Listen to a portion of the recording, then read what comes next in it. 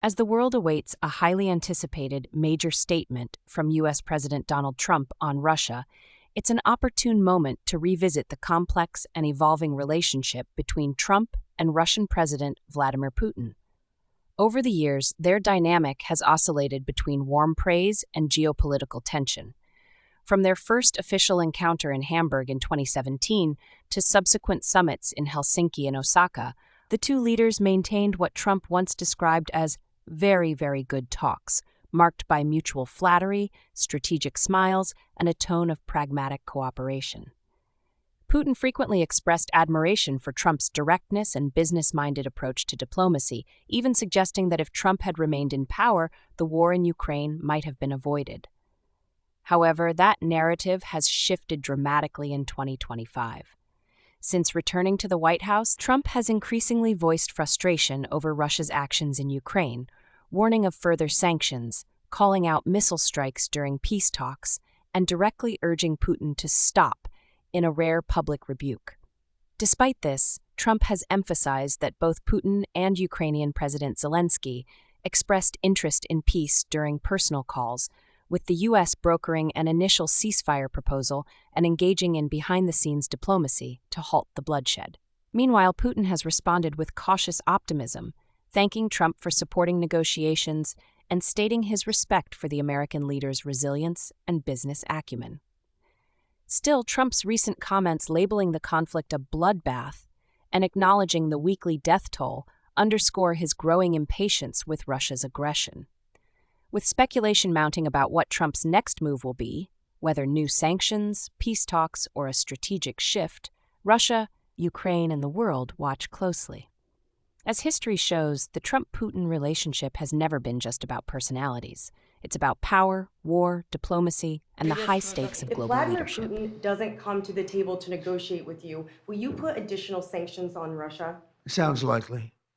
And do you think that the war should be frozen currently along The war border should have battle never lines? started. If you had a competent president, which you didn't, the war wouldn't have happened.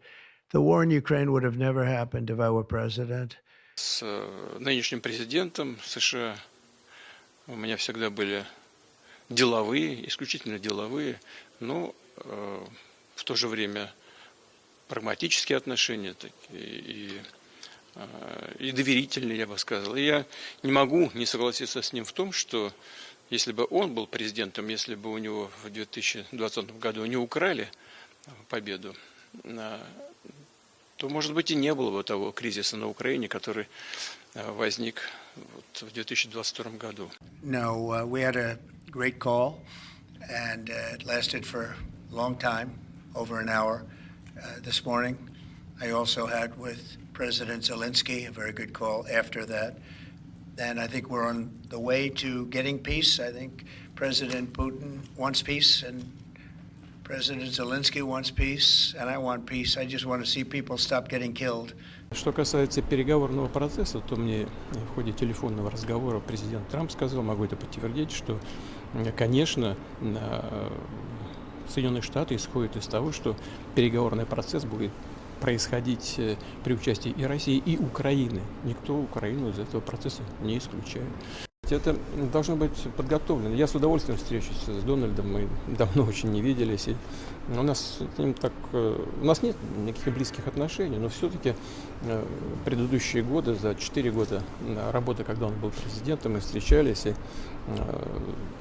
ровно очень обсуждали наши межгосударственные отношения. He's a very smart guy. He's a very cunning person, but I've dealt with some really bad people. But I will tell you, as far as this is concerned, you have to understand, he had no intention, in my opinion, of settling this war. I think he wanted the whole thing. When I got elected, we spoke, and I think we're going to have a deal. I can't guarantee that. You know, a deal is a deal. But we had a great success yesterday. We have a full ceasefire. If it kicks in, we have to see. It's up to Russia now. But we've had a good relationship with both parties, actually. And we'll see. We'll be knowing people are going to Russia right now as we speak. and hopefully we can get a ceasefire from Russia. And if we do, I think that would be 80% of the way to getting this horrible bloodbath finished. Тем мы и позанимаемся. У нас два докладчика, Лавров и вместе с тем.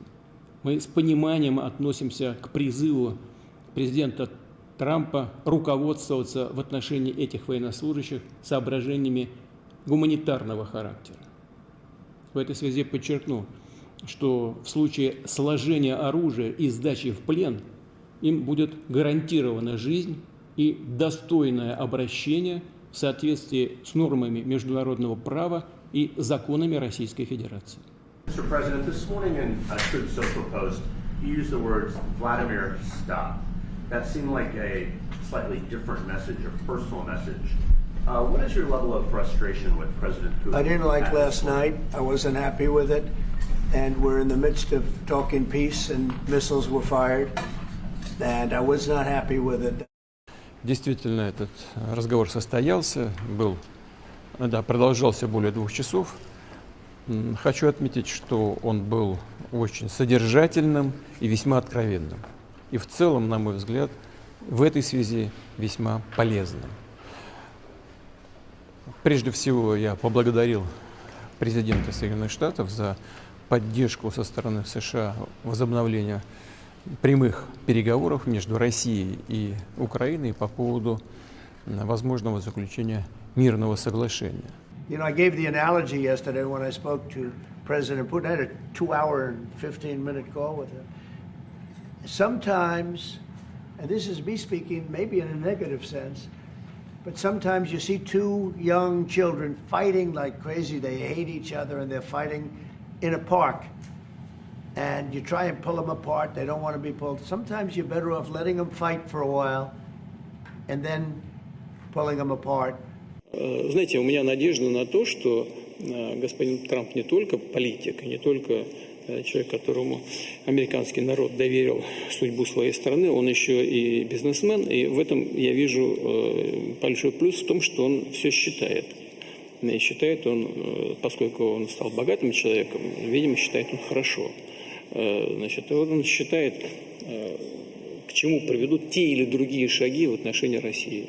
Сколько это будет стоить налогоплательщикам, сколько это будет стоить экономике США. Получит она от тех или других шагов какой-то плюс или, наоборот, упадет в минус. И мы видим сейчас интерес американского бизнеса к выстраиванию отношений с Россией. Я отношусь к действующему президенту Соединенных Штатов с большим уважением. Он прошел очень тяжелый, сложный и небезопасный путь возвращения к власти и в Белый дом. Мы все это хорошо знаем, вплоть до того, что пережил покушение, причем не одно покушение на его жизнь. Он мужественный человек, это ясно. We talk about sanctions a lot, yeah. What does he say?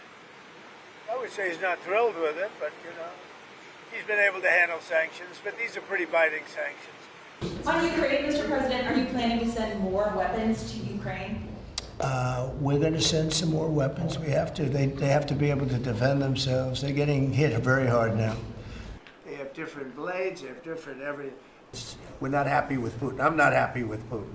I can tell you that much right now, because he's killing a lot of people, and a lot of them are his soldiers and their soldiers mostly, and it's now up to 7,000 a week, and I'm not happy with Putin. Wow, this might be a chance. And we get a lot of bullshit thrown at us by Putin, for you want to know the truth. He's very nice all the time, but it turns out to be meaningless. Do you want to sanction him? Lindsey Graham has a sanctions bill on Russia. Do you want him to move ahead I'm looking with that? at it, yeah, no, I'm looking. The Senate is passed a very, very tough sanctions bill. Yeah, I'm looking at it. And you'd say? Perceived, I don't know if they're enemies, but they're perceived as being potential enemies.